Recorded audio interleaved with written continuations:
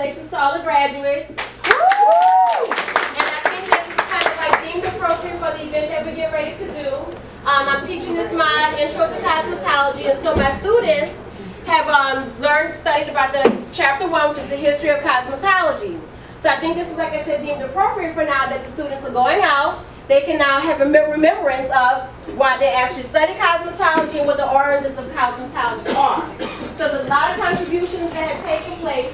So we're just going to let the students just kind of be able to display what those origins and contributions to cosmetology were.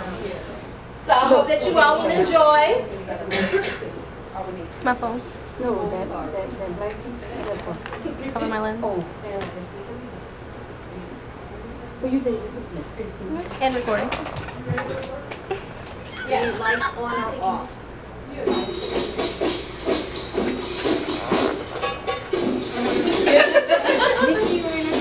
No. It's not supposed to be Mickey.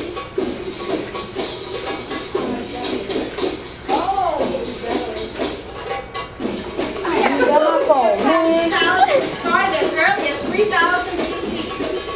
In ancient Egypt, body care was a requirement regardless of economic status. Egyptians used scented oils and incense in large amounts. Minerals, insects, and berries were used to create makeup for their lips, their eyes, and their skin. Ancient Egyptians were also credited for creating coal makeup. It was originally made from a mixture of ground selena, sulfur, and animal fat. This was used to heavily line the eyes and protect the eyes from the glare of the sun. That is cute.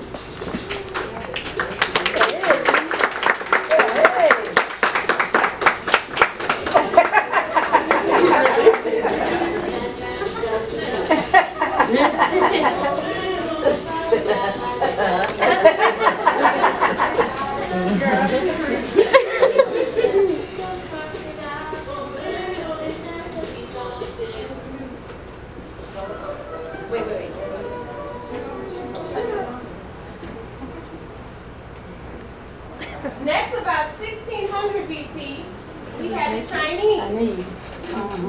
Every morning, let me just say, Chinese basically apply face powder made up of pearls and skin cream, made of flower distillate. At night, the Chinese women would apply egg whites on their face and keep it on until half an hour before sleep. And then they apply flower extract.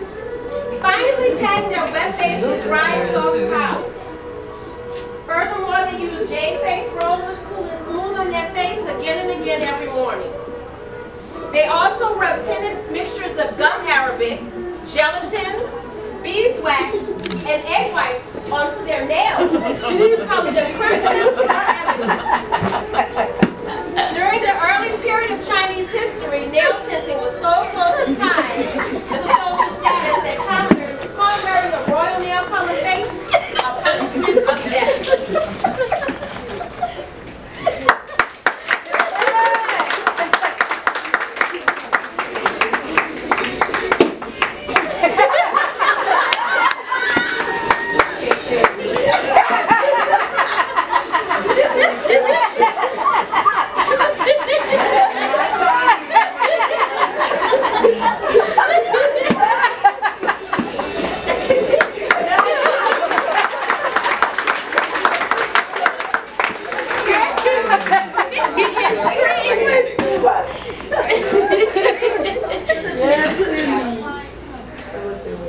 Now around the 500 era BC, this is when the Greeks and Romans developed the art of hairstyle. I had to help everybody.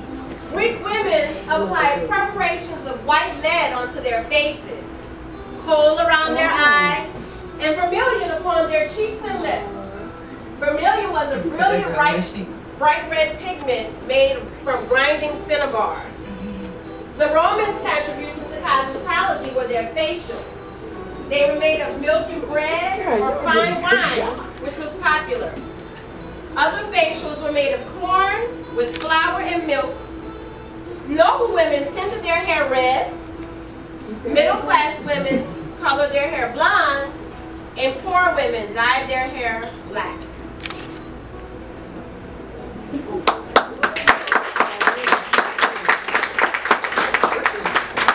women dyed their hair black. Y'all heard that? Then about 476 AD, which Four. was now the Middle Ages.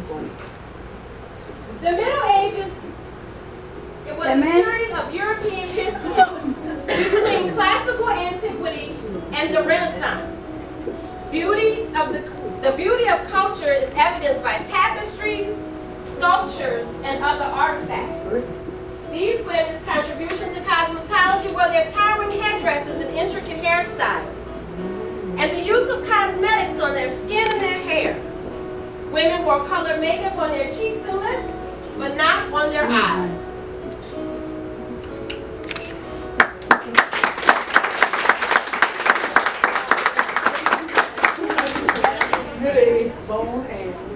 Closer in, around the time of 1837 to 1901.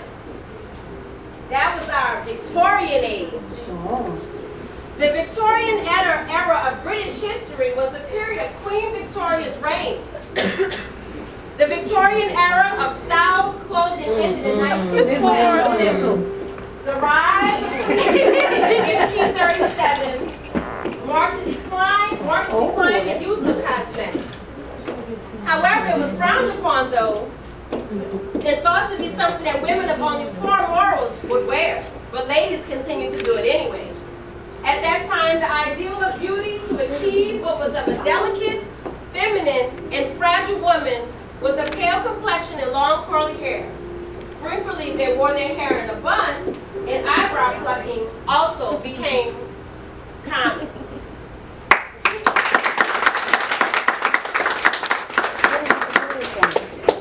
Everywhere. Everybody donated, pitched in, bought costumes, everything. Whole class, like, ribbon out the wazoo. It was great. We got the idea Monday, started it Tuesday, organized it, and we pulled it off by today. Many women developed an attitude of that of the flapper attitude. Finger wave. Were able to That's a new start. party, they became alcoholic.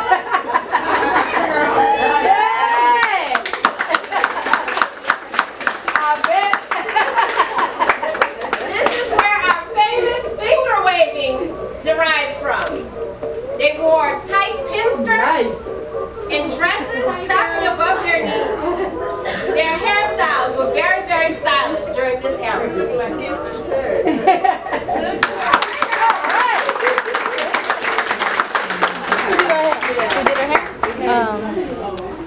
Next was Kenya. 1950.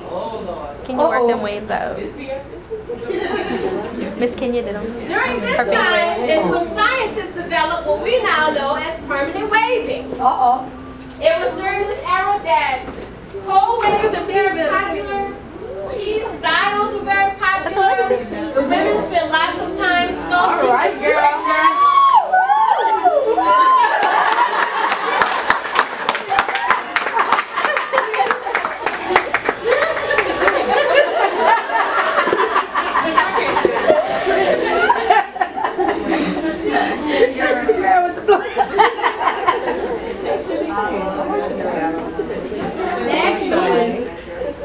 We went into the 1970s. We kind of would like her to do it. This is when actually the art of hair weaving, as we know it, is highlighted. Afros are popular, the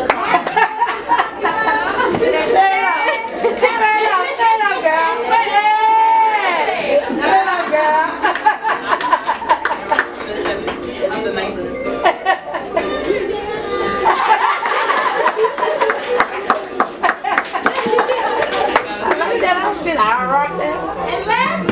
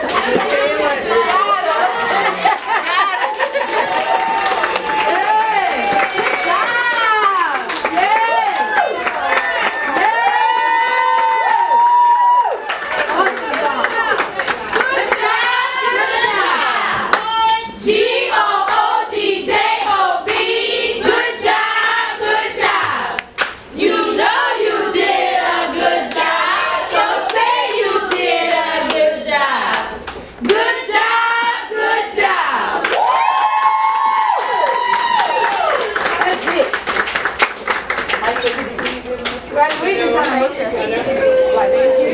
Boy, y'all did a party down.